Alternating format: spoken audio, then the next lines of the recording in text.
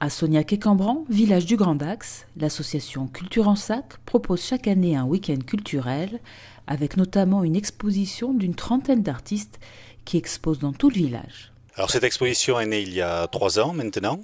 Elle a repris le flambeau du travail de la commission culturelle du conseil municipal qui commençait à s'essouffler un petit peu, qui recherchait donc une nouvelle formule et donc cette association culturelle Culture en Sac qui est née il y a 6 ans maintenant a essayé de trouver donc une nouvelle façon d'amener l'art au sein de la commune et nous installons donc les artistes dans ces différents lieux d'accueil où ils peuvent présenter leurs sculptures, leurs peintures, photographies et autres.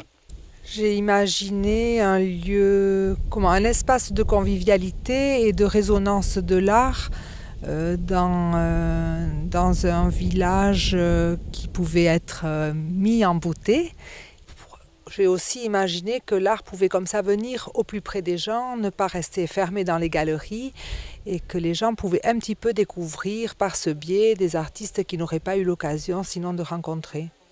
Pour les artistes, exposer leurs œuvres dans des lieux atypiques peut être déroutant, mais toujours enrichissant pour ceux qui osent. C'est la configuration des lieux qui est inhabituelle en fait, donc on s'adapte et à un environnement qui finalement est finit par être approprié, donc et la diversité des lieux, on trouve ça plutôt sympa. Les gens qui viennent dans ce type de lieu sont moins frileux, j'ai l'impression. Peut-être plus curieux, parce que déjà on leur amène quasiment à domicile ou pas très loin. Et c'est vrai que pour avoir aussi m'être occupé d'une galerie associative pendant des années, les gens hésitent souvent à franchir les portes d'une galerie.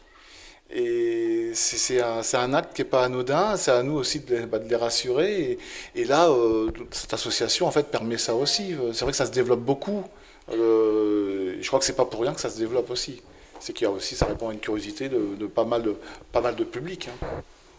Un public curieux, d'admirer les œuvres, de pouvoir échanger avec les artistes et de découvrir des techniques et des arts méconnus, à l'image des créations de Luna de Fuego Arte.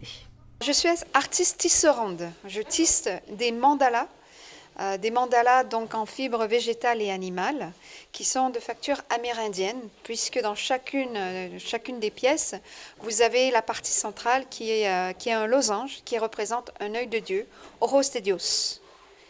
Voilà. Et donc je les tisse en 3 dimensions, et voilà, c'est ce qui fait qu'il y a beaucoup de perspectives.